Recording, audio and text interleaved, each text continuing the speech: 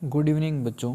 आज हम बात करने वाले हैं अपनी महाभारत सीरीज के इस अगले अध्याय के अंदर, जिसमें हमने राजनीति विज्ञान के कुछ अध्यायों की चर्चा कर ली है। इससे पहले अगर आपने वो वीडियो नहीं देखें तो वो जाकर देख लें। उसमें अपन ने 5 चैप्टर के बारे में पहले चर्चा कर चुके हैं। ये अगला चैप्टर है जो कि काफ़ी महत्वपूर्ण है और अपने बोर्ड एग्ज़ाम में जो भी क्वेश्चन बनने वाले हैं वो इनसे बाहर नहीं जाएंगे इन चैप्टर के अंदर। तो शुरुआत करते हैं सबसे पहले क्वेश्चन की ओर। अपने इस चैप्टर का नाम है भारतीय राजनीति नए बदलाव। इस चैप्टर में से अपने कुल 6 मार्क्स के क्वेश्चन आने वाले हैं। कुल कितने क्वेश्चन आने वाले हैं? 6 मार्क्स के। टोटल 4 क्वेश्चन आएंगे, जिसमें से 2 क्वेश्चन 1-1 मार्क्स से और 1 क्वेश्चन होगा 2 क्वेश्चन होंगे 2-2 मार्क्स के, यानी कुल मिलाकर 6 नंबर का मामला इस पार्ट में से होने वाला है। अब चर्चा करते हैं अपन इस चैप्टर के क्वेश्चंस के बारे में। तो सबसे पहला क्वेश्चन जो है वो है कि बीजेपी की स्थापना कब हुई थी। तो ध्यान रखना, बीजेपी जो है इस पार्टी का जो पहले नाम था वो था भारतीय जनसंघ पार्टी, जिसकी स्थापना की थी श्यामा प्रसाद मुखर्जी ने। और इस पार्टी की स्थापना हुई थी 1980 के अंदर बीजेपी के नाम से। यानी पहले इस पार्टी का नाम क्या था? भारतीय जनसंघ पार्टी। और उसी पार्टी का आगे चलकर नाम परिवर्तित हुआ और उस पार्टी ने किसका स्थान ले लिया? बीजेपी, भारतीय जनसंघ पार्टी की जगह ले ली इसने। अगला क्वेश्चन है, भारत में किस वर्ष से केंद्र में गठबंधन की राजनीति का दौर प्रारंभ हुआ। तो ध्यान रखना, 1989 से 1989 से भारत में गठबंधन का दौर शुरू होता है, क्योंकि इससे पहले जब हर बार किसी ना किसी पार्टी की सरकार जो है वो सही तरीके से बन पा रही थी बिना किसी गठबंधन के। लेकिन इसके बाद में गठबंधन का दौर शुरू हुआ और किसी भी पार्टी को स्पष्ट रूप से बहुमत नहीं मिल रहा था, इसलिए ये काल हमेशा चलता रहा था। वरना उससे पहले कांग्रेस ने एक छत्र शासन किया था 1977 के चुनावों को छोड़ दे तो। अगला क्वेश्चन, नेक्स्ट क्वेश्चन है, क्षेत्रीय दल इनमें से कौन सा नहीं है। तो ध्यान रखना, क्षेत्रीय दल किसे कहते हैं? वे दल जो किसी क्षेत्र विशेष में ही ज़्यादा पॉपुलर हो, वहीं का प्रसिद्ध हो, उसे क्षेत्रीय दल कहा जाता है। अब तेलुगु देशम ये क्षेत्रीय दल है, अकाली दल भी क्षेत्रीय दल है, शिवसेना भी है, लेकिन भाजपा जो है वो क्षेत्रीय दल नहीं है, वो एक राष्ट्रीय दल है। इसका मतलब इसका करेक्ट आंसर होगा भाजपा। अगला क्वेश्चन है, 1990 के दशक के आखिरी वर्षों में भारतीय राजनीति में कौन कौन से बदलाव आए। तो ध्यान रखना, सबसे पहली बात तो ये है कि इससे पहले हर बार कांग्रेस विजय हो रही थी, लेकिन इसके बाद में कांग्रेस की हार शुरू होती है। और दूसरा, यहाँ से गठबंधन का दौर भी शुरू होता है। तीसरा, राजीव गांधी की हत्या कर दी जाती है इसके बाद में, तो ये भी इसका अगला एक बदलाव रहेगा। नेक्स्ट क्वेश्चन है, बाबरी मस्जिद को कब गिराया गया था। तो ध्यान रखना, 6 दिसंबर 1992, यानी कि 6 दिसंबर 1992 को बाबरी मस्जिद को गिरा दिया गया था। और इसकी जगह अभी हाल ही में राम मंदिर बनाया गया है। तो ये मुद्दा काफ़ी अभी चर्चा के अंदर रहा है, इसलिए काफ़ी इंपॉर्टेंट क्वेश्चन बनता है कि 6 दिसंबर 1992 को बाबरी मस्जिद गिरा दिया गया था, जिस बाबरी मस्जिद का निर्माण कभी मीर बाकी ने किया था। अगला क्वेश्चन, राजीव गांधी की हत्या कब हुई थी। तो ध्यान रखना, राजीव गांधी की जो हत्या है वो 1991 के अंदर की गई थी, जो कि लिट्टे के द्वारा थी।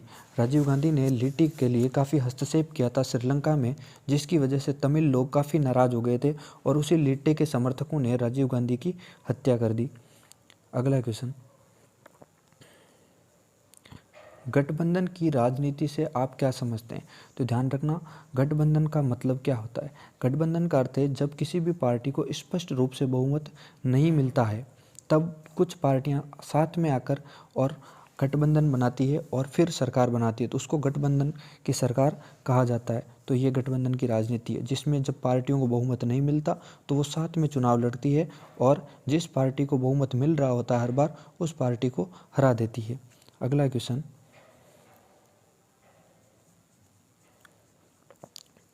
गठबंधन की राजनीति का भारत में उदय होने के क्या कारण हैं। इसका सबसे बड़ा कारण यह है कि इससे पहले हमेशा से एक ही पार्टी ने एक छत्र शासन किया था वो है कांग्रेस पार्टी। 1977 के चुनाव में पहली बार कांग्रेस पार्टी चुनाव हारती है और मोरारजी देसाई की गवर्नमेंट बनती है। इसके बावजूद वो सरकार केवल 2.5 वर्ष तक ही काम कर पाई और 2.5 वर्ष के बाद में उस सरकार को वापस गिरा दिया जाता है। तो उसके बाद 1989 तक वापस फिर से किसी भी पार्टी को वापस मौका नहीं मिलता। 1990 के चुनाव से गठबंधन का दौर शुरू होता है, क्योंकि यहाँ से स्पष्ट बहुमत का दौर समाप्त हो जाता है। अगला क्वेश्चन, अब यहाँ से काफ़ी इंपॉर्टेंट क्वेश्चन है, ये इस चैप्टर का बहुत ही महत्वपूर्ण सवाल है। संप्रग और राजग क्या है, यानी यूपीए और एनडीए।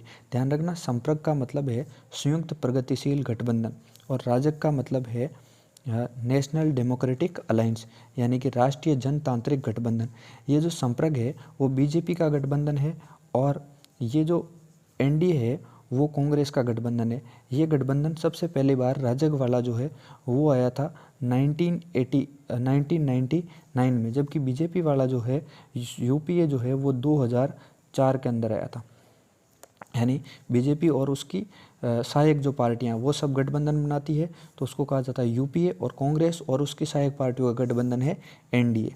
नेक्स्ट क्वेश्चन, अगला क्वेश्चन जो इस चैप्टर का सबसे महत्वपूर्ण सवाल है वो है मंडल आयोग। मंडल आयोग क्या है, तो ध्यान रखना, बीपी मंडल की अध्यक्षता में एक आयोग का गठन किया गया था, जिस आयोग का कार्य ये था कि जो आरक्षण है उस आरक्षण में किस प्रकार से फेरबदल किया जाए और किन किन पार्टियों को और इसमें जोड़ा जाए ताकि सामाजिक व्यवस्था के आधार पर आरक्षण दिया जा सके। ध्यान रखना, बीपी मंडल, बिंदेश्वरी प्रसाद मंडल की अध्यक्षता में बनाया गया आयोग था, जो जिसे दूसरा ओबीसी आयोग कहा जाता है। ध्यान रखना इस चीज़ का कि पहला ओबीसी आयोग काका कालेलकर की अध्यक्षता में बनाया गया था, और ये जो मंडल आयोग है इसकी सिफारिशें लागू जो है वो राम मंदिर की जब यात्राएं चल रही थी उस समय, उस दौर में किया गया था, ताकि अपनी तरफ वापस सीटें खींच ली जाए। अगला क्वेश्चन है,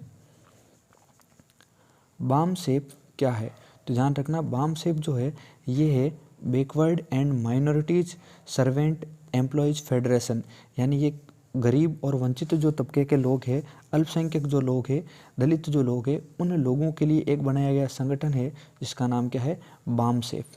अगला क्वेश्चन, त्रिशंकु संसद किसे कहते हैं, बहुत ही अच्छा सवाल है ये। त्रिशंकु संसद, त्रिशंकु संसद क्या होता है, ध्यान रखना, जब चुनाव में किसी भी पार्टी को स्पष्ट बहुमत नहीं मिलता तब तीनों पार्टियां या जितनी भी पार्टियां होती है उनमें से कोई भी सरकार बनाने में अक्षम होती है, इसी को क्या कहा जाता है, त्रिशंकु संसद कहा जाता है। नेक्स्ट क्वेश्चन, अगला प्रश्न है, कांग्रेस प्रणाली का क्या अर्थ है। ध्यान रखना, शुरुआत के जो चुनाव हुए थे उन चुनाव में कांग्रेस के अलावा कोई भी पार्टी बार बार जीत नहीं पा रही थी, हर बार कांग्रेस ही विजयी हो रही थी। इसको कांग्रेस प्रणाली कहा गया। इस प्रणाली के तहत कांग्रेस के अंदर न केवल कोई एक ही तबके या एक ही समाज के लोग थे, बल्कि हर तबके और हर समाज का लोग उसके अंदर शामिल थे। इसे क्या कहा गया, कांग्रेस प्रणाली कहा गया। नेक्स्ट क्वेश्चन की तरफ चलते हैं। अगला क्वेश्चन है मंडल आयोग। ध्यान रखना, एक मंडल आयोग का क्वेश्चन हम अपन ऊपर देख चुके हैं, एक मंडल आयोग का क्वेश्चन फिर से है। मंडल कमीशन की सिफारिशें कौन कौन सी थी, तो ध्यान रखना, सबसे पहली चीज़ है मंडल आयोग की अभी अपन चर्चा की थी, बीपी मंडल की अध्यक्षता वाला जो आयोग था उसे मंडल आयोग कहा गया। और इसकी सबसे पहली सिफारिश से जब बात करें तो वो है ओबीसी के लिए आरक्षण की जो व्यवस्था है 27% आरक्षण, उसकी व्यवस्था की जाए। अगला क्वेश्चन, क्षेत्रीय या प्रांतीय दल किसे कहते हैं, ऐसे दल जो किसी क्षेत्र विशेष के अंदर ज़्यादा पॉपुलर होते हैं और वो राष्ट्रीय महत्वाकांक्षा नहीं रख पाते हैं उस समय तक, उन्हें कहा जाता है क्षेत्रीय या प्रांतीय दल। अगला क्वेश्चन, भारत में नई आर्थिक नीति कब लागू की गई। ध्यान रखना, बहुत ही इम्पोर्टेंट क्वेश्चन है ये कि भारत में नई आर्थिक जो नीति है वो कब लागू की गई, तो ध्यान रखना 1991 से ये नीति जो है वो लागू हुई थी। अगला क्वेश्चन,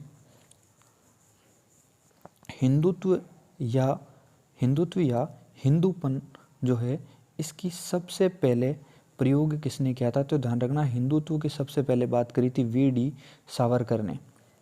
तो इस शब्द का सबसे पहले प्रयोग किसने किया, वीडी सावरकर ने किया था। अब अगले क्वेश्चन की तरफ चलते हैं। नेक्स्ट क्वेश्चन है इंदिरा साहनी केस का संबंध किससे है। ध्यान रखना ये काफ़ी कंफ्यूज करने वाला क्वेश्चन है, क्योंकि इंदिरा साहनी नाम देखते ही अपना ध्यान कभी नहीं जाता है कि इंदिरा साहनी केस जो है उसका जो है वो मूल अधिकारों से संबंध है।